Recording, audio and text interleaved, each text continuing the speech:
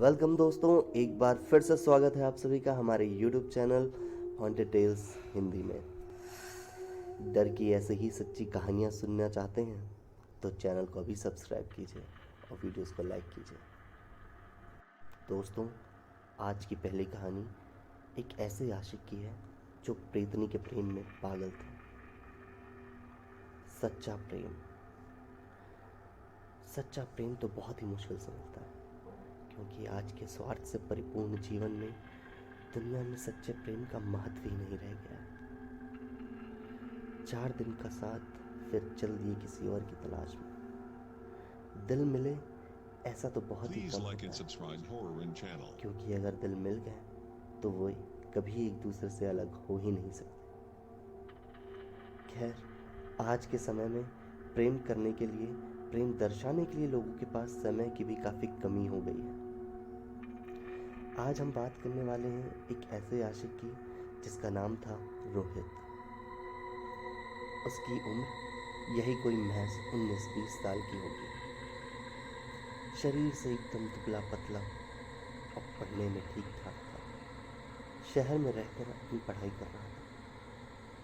वह जिस महाविद्यालय में पढ़ाई करता था वह शहर से थोड़ा बाहर था और पूरी तरह से जंगल जैसे क्षेत्र में था। वह अपने महाविद्यालय के ही हॉस्टल में रहता था।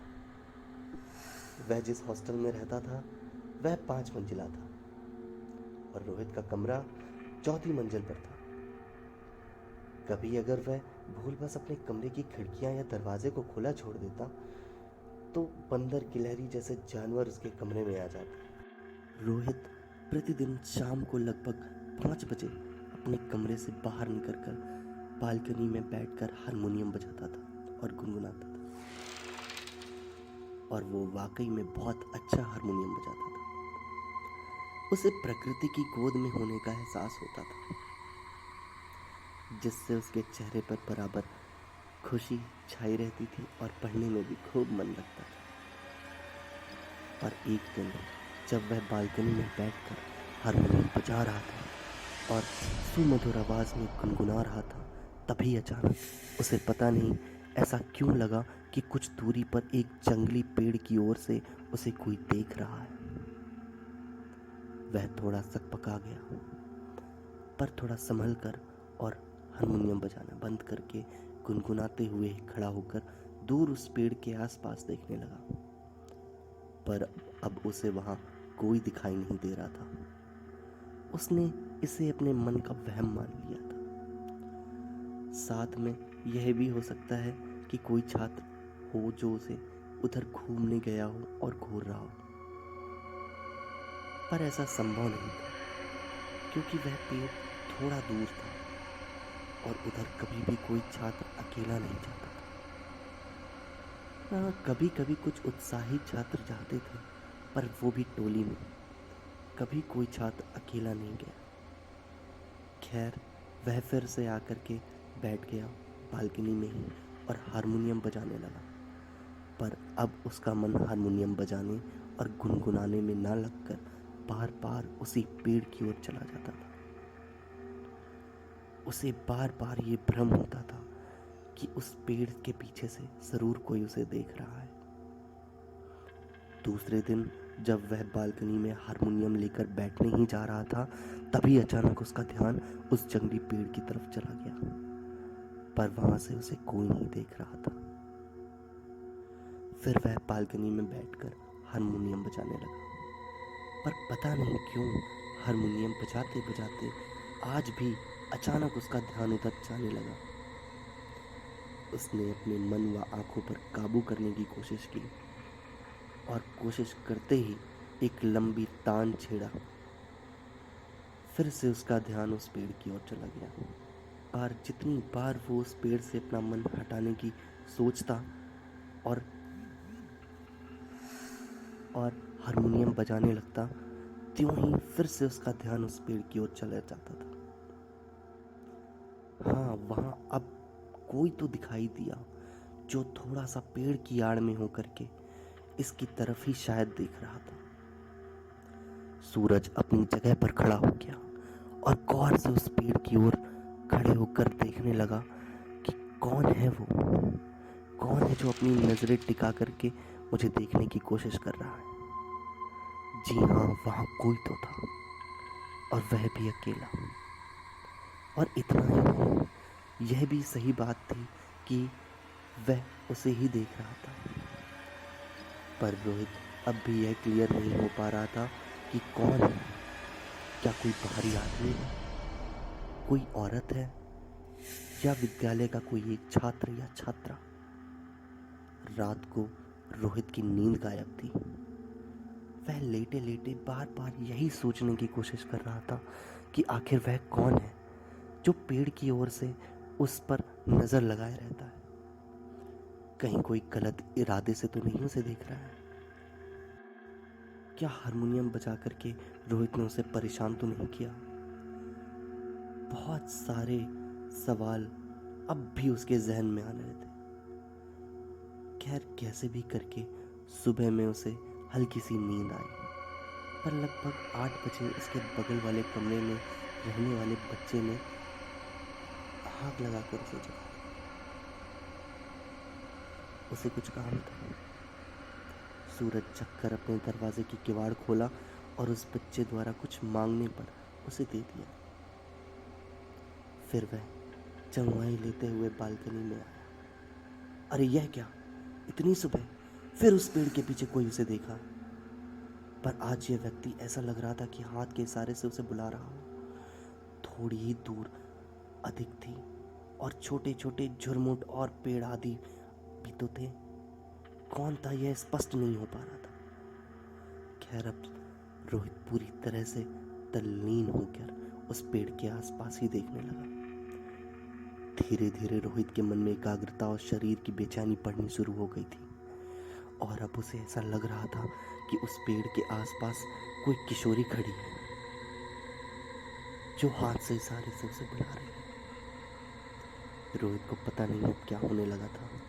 उसका दिमाग काम करना बंद कर दिया था। वह क्या करे क्या ना करे, अब उसके हाथ में नहीं था। अचानक रोहित को आभास हुआ कि वह यहाँ से आराम से कूदकर उस बाला के पास जा सकता है। पर क्या वो एक लड़की थी? इस बात का उसको स्पष्ट नहीं था। पता नहीं उसकी मानसिकता कैसे इतनी बदल गई कि वह आओ ना देखा ना ताओ, और अचानक उस चौथे मंजिल से बालकनी से छलांग लगा दी। छलांग लगाते ही उसे ऐसा लगा कि पेड़ के पास खड़ी लड़की अचानक उड़कर उसके पास आ गई हो और उसे थाम कर उसी पेड़ के पास लेकर चली गई। यह सब इतना जल्दी हुआ कि रोहित को कुछ भी समझ नहीं पाया। पेड़ के पास जाकर रोहित एक बिछड़े प्रेमी की तरह गुनगुनाने लगा, और वह बाला मंद मंद मुस्कान के साथ थिरकने लगी। रोहित तो पूरी तरह से खो गया था। उसे कुछ भी पता नहीं चल रहा था वह कौन है, कहाँ से आई है, क्या नाम है उसका। वह जानना तो चाहता था, पर अब उसका दिमाग उसके काबू में ना था। खैर, रोहित को कूदते हुए उसके बगल वाले कमरे के लड़के ने देख लिया था, जो नहाने के बाद तौलिया सुखाने के लिए कमरे से बाहर आया था। पर वह अब बेहोशी हालत में था, क्योंकि उसने कूदने के बाद रोहित को उड़ते हुए उस पेड़ के पास जाते देख लिया था। उसे अपनी आंखों पर विश्वास ही नहीं हो रहा था, क्योंकि उसने जो देखा था वह तो बस काल्पनिकता में ही संभव था। खैर, उसने जैसे तैसे अपनी हिम्मत जुटाई और आसपास के कमरे के छात्रों को यह बात बताई, और फिर उन छात्रों ने एक चपरासी को लेकर उस पेड़ के पास जाने का निश्चय किया। उस पेड़ के पास पहुंचकर छात्रों ने देखा कि रोहित तो प्रसन्न मन से गाए जा रहा था, पर उसके हाव भाव से ऐसा लग रहा था जैसे मानो वो गाना अकेले नहीं, किसी और के साथ गा रहा हो। छात्रों को वहां देखकर भी रोहित पर कोई असर नहीं हुआ। वह इन लोगों से बेखबर गाए ही जा रहा था। अंत में उसके कमरे के बगल वाले कमरे के लड़के ने उसे पकड़कर रोकना चाहा, पर फिर भी रोहित अनजान था। उसका दिमाग मानो उसके काबू में ही ना था। अचानक रोहित का गाना बंद हो गया। और वह तेज आवाज में चिल्लाया, कहाँ गई तुम? देखो आंख में चोली ना खेलो, मेरे सामने आओ, कहाँ गई तुम? इसके बाद एक दो और छात्रों ने रोहित को पकड़कर वहां बैठाने की कोशिश की। बस रोहित तो चिल्लाया ही जा रहा था, कहाँ गई तुम, कहाँ गई तुम? अचानक चपरासी ने वहीं किसी पौधे के एक दो पत्तों को तोड़कर मसला और उसे रोहित को सुंघा दिया। रोहित तो बहुत ही जोर से चीख आई और वह अब होश में धीरे धीरे आने लगा था। वह कौन है, अब उसे इसका भाप हो चुका था। उसे वहां खुद को पाकर बहुत हैरानी हुई। फिर उन छात्रों से पूछने लगा कि हम लोग यहाँ कब आ गए? मैं तो अपनी बालकनी में था ना, फिर यहाँ कैसे? फिर उसे थोड़ा सा याद आया कि वह तो बालकनी से कूद गया और कोई बाला उसे यहाँ ले आई थी, पर उसने ये किसी के सामने जाहिर नहीं होने दिया। खैर, छात्रों ने उसे चलने के लिए कहा और साथ ही यह भी कहा कि बस ऐसे ही आ गए थे, हम तो घूमने निकले थे, तुमने ही तो कहा था चलने के लिए। फिर छात्रों ने उसे बातों में ही उलझाए रखा और उसके प्रश्न का जवाब ठीक से ना देकर के घुमा फिरा के दिया। खैर, अब दोनों एक दूसरे से कुछ छुपा रहे थे, इसका ज्ञात तो दोनों को हो गया था। रोहित उन छात्रों के साथ हॉस्टल में आया। सभी लगभग घंटों तक बैठे रहे, कोई पढ़ने नहीं गया। चपरासी भी रोहित के कमरे में बैठा था। वह कुछ कहना चाह रहा था पर कह नहीं पा रहा था। अंत में वो अपने आप को रोक नहीं पाया और वहां बैठे सभी छात्रों से कहा कि उस पेड़ के पास कोई आत्मा है। इसका उसे पहले भी एहसास था, पर वह आत्मा कभी उसके सामने तो नहीं आई और ना ही उस आत्मा ने कभी कुछ बुरा किया मेरे साथ, पर आत्मा तो जरूर है, इसका उसे कई बार आभास हो चुका है। तो दोस्तों, ये थी हमारी सच्ची प्रेम से प्रेरित रोहित की कहानी। दोस्तों, आज की हमारी दूसरी कहानी भी प्रेम से संबंधित है। इससे पहले चैनल को सब्सक्राइब करें और वीडियो को लाइक करें। मेरा नाम मनोज है। मैं हिंदुस्तान लीवर कंपनी में ऑपरेटर का काम करता हूँ। मेरा घर कंपनी से 10 किलोमीटर दूर है। मेरे पास एक बाइक है जिससे मैं अपने घर से कंपनी और कंपनी से घर का सफर पूरा करता हूँ। एक दिन मैं ऑफिस से घर जा रहा था तो रास्ते में मुझे मेरे कॉलेज जिसमें मैंने ग्रेजुएशन पूरी की थी उसके बाहर एक लड़की दिखाई दी जो मुझे देखकर मुस्कुरा रही थी। मैंने उसे टालते हुए घर की ओर निकल पड़ा। दूसरे दिन फिर वही लड़की मुझे उसी जगह पर दिखाई दी। वो मुझे देख के मुस्कुराई और मैंने भी उसे देख कर मुस्कुरा दिया। मुझे उसकी प्यारी सी मुस्कान से प्यार हो गया था, लेकिन कभी रुकने की हिम्मत ही नहीं हुई, ना ही मैंने कभी रुकने की कोशिश की। ये सिलसिला कई दिनों तक चलता रहा। वो लड़की कई दिनों तक मुझे दिखी, पर एक दिन वो मुझे वहाँ दिखाई नहीं। मैं बेचैन हो गया। मैं उसके बारे में कुछ नहीं जानता, ना ही उससे कभी बात की थी, इसलिए उसका पता भी नहीं लगा सकता था। मैंने कई दिनों तक उस लड़की को नहीं देखा। मैं बेचैन होता रहा। मुझे समझ में नहीं आता था मैं क्या करूं। कई बार तो मैं कंपनी से जल्दी निकलकर उसका इंतज़ार भी करता रहा कि वो मुझे एक बार दिख जाए। मैं कैसे भी किसी भी तरह उससे बात कर लूं। और एक दिन मेरे मोबाइल पर किसी अनजाने नंबर से फ़ोन आया। मैंने फ़ोन उठाया तो एक लड़की बोली। उसने मेरा नाम पूछा मुझसे और वो मुझसे बातें करने लगी और मुझे बताया कि मैं वही लड़की हूँ जिसे तुम हर रोज़ बाइक से गुजरते हुए देखा करते थे और मुस्कुराया करते थे। मेरे पैरों तले ज़मीन खिसक गई। मैं अचंभित रह गया कि इसके पास मेरा नंबर कैसे आया और ये मेरे से क्यों बात कर रही है। लेकिन उसकी मीठी बातों में मैं इतना खो गया इतना खो गया कि ये सारी बातें भूल गया। एक दिन उसने मुझे कॉलेज के बाहर मिलने के लिए बुलाया। मैं और मेरे दोस्त हम दोनों बाइक पर उससे मिलने को गए, क्योंकि मैं कभी किसी लड़के से अकेले मिला नहीं था, तो मैं घबरा रहा था। मैं और मेरा दोस्त जैसे ही कॉलेज के बाहर पहुंचे तो वहाँ वो लड़की कहीं पर भी दिखाई नहीं दी। मैंने काफ़ी फ़ोन लगाया लेकिन फ़ोन स्विच ऑफ था।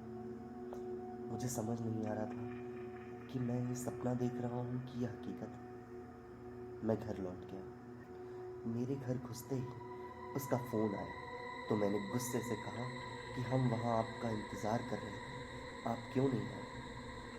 मैंने आपके नंबर पे कॉल भी किया था, लेकिन आपका नंबर स्विच ऑफ वाला था। तो उसने कहा कि तुम अपने दोस्त को क्यों साथ लेकर आए थे? मुझसे अकेले मिलने आना था। मैंने कहा ठीक है। अगले दिन सुबह सुबह मैंने उसे फिर फ़ोन लगाया, लेकिन उसकी मम्मी ने फ़ोन उठा लिया। मैं एक बार तो डर ही गया, लेकिन कॉलेज के प्रोजेक्ट का बहाना कर उससे बात करने को उसकी मम्मी से कहा। उसकी मम्मी ने कहा, पागल हो गए हो क्या? प्रिया को मरे तो 3 महीने हो चुके। मैं हक्का बक्का रह गया। मेरे हाथ से मोबाइल छूट गया। मैं पूरी तरीके से कांपने लगा। मैंने सोचा, जिस लड़की को देख रहा हूँ मैं इतने दिन से, जिससे मैं बात कर रहा हूँ इतने दिन से, क्या वह एक आत्मा है? मुझे फिर भी विश्वास नहीं हुआ। मैंने अगले दिन फिर प्रिया की मम्मी को फ़ोन लगाकर सारी घटना सुनाई, तो उन्होंने कहा, मेरी बात पर यकीन ना हो तो मेरे घर आकर देख लो। मैं प्रिया के घर गया तो प्रिया के फ़ोटो पर माला लगी। उसकी माँ ये घटना सुनकर भावुक हो गई। लेकिन उस दिन से Please like and मैंने अपनी subscribe वो Horror सिम Room निकाल channel. कर फेंक दी और नए नंबर ले लिए, और फिर कभी फ़ोन नहीं आया। लेकिन आज भी मैं अनजान नंबरों से अक्सर सहम जाता हूँ, डर जाता हूँ। याद आ जाती हैं मुझे वो बातें, वो दृश्य, वो मुस्कुराना। मैं अब और नहीं याद करना चाहता।